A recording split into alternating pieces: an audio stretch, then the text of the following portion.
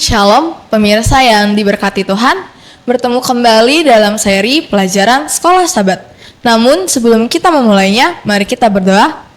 Bapa kami yang berada di kerajaan surga, kami datang ke hadirat-Mu Bapa, memuji dan memuliakan nama-Mu saja Bapa. Sebentar ini kami akan mendengarkan sedikit dari bagian firman-Mu. Kiranya Roh mulai menuntun kami agar sesuai dengan kehendak-Mu saja Bapa. Inilah doa kami yang berkesan dosa kami berdoa nama Tuhan Yesus. Amin. Pelajaran Sekolah Sabat 25 April 2026 yang berjudul Bagaimana Mempelajari Alkitab. Untuk pelajaran pekan ini, mari kita membaca dalam Yohanes 15 ayat 1-8, Markus 1 ayat 35, 1 Korintus 16 ayat 11, Mazmur 119 ayat 105, Yesaya 50 ayat 4, Yesaya 55 ayat 1-13. Ayat hafalannya berisikan, demikianlah firman-Ku yang keluar dari mulutku, ia tidak akan kembali kepadaku dengan sia-sia, tetapi ia akan melaksanakan apa yang Kukehendaki dan akan berhasil dalam apa yang Kusuruhkan kepadanya. Yesaya 55 ayat 11. Saudara-saudara, mari kita pikirkan kembali saat Anda pertama kali menerima Alkitab Anda.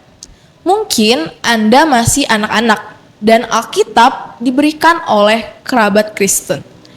Atau mungkin Anda membelinya sendiri ketika sudah dewasa. Berapapun lamanya Anda memiliki Alkitab, mungkin Anda bahkan punya lebih dari satu. Pertimbangkan seberapa besar nilai yang Anda tempatkan pada buku ini. Apakah Alkitab merupakan salah satu harta paling berharga dan berkesan bagi Anda? Atau apakah Anda cenderung menganggapnya biasa saja, padahal firman Allah yang hidup ada di ujung jari Anda? Apakah Anda kesulitan untuk membaca Alkitab secara konsisten? Pernahkah Anda bertanya-tanya, dari mana saya harus memulainya? Atau bagaimanakah saya membaca buku ini agar saya semakin dekat dengan Allah? Martin Luther pernah berkata, selama beberapa tahun saya membaca Alkitab 2 kali setiap tahun.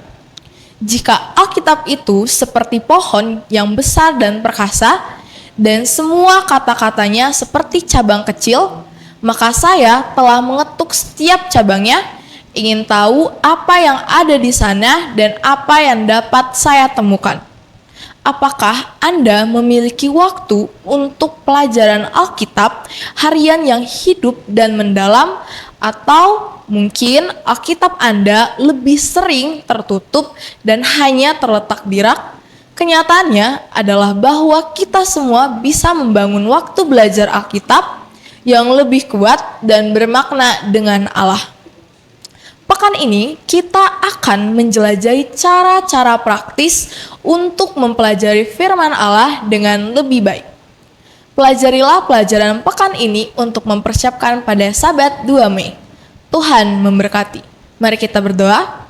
Bapa kami yang berada di kerajaan surga, kami datang kepadamu Bapa mengucap syukur atas segala berkat yang Kau berikan hingga pada saat hari ini.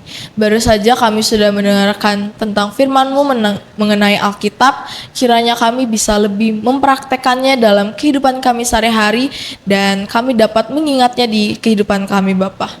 Bapa, hamba-Mu ini berdoa untuk orang-orang yang ada di sekitar kami, kiranya Engkau memberkati mereka yang sakit Engkau sembuhkan, atau melainkan yang sedang dalam pergumulannya, kiranya Engkau menuntun mereka. Inilah doa kami berdoa nama Tuhan Yesus. Amin.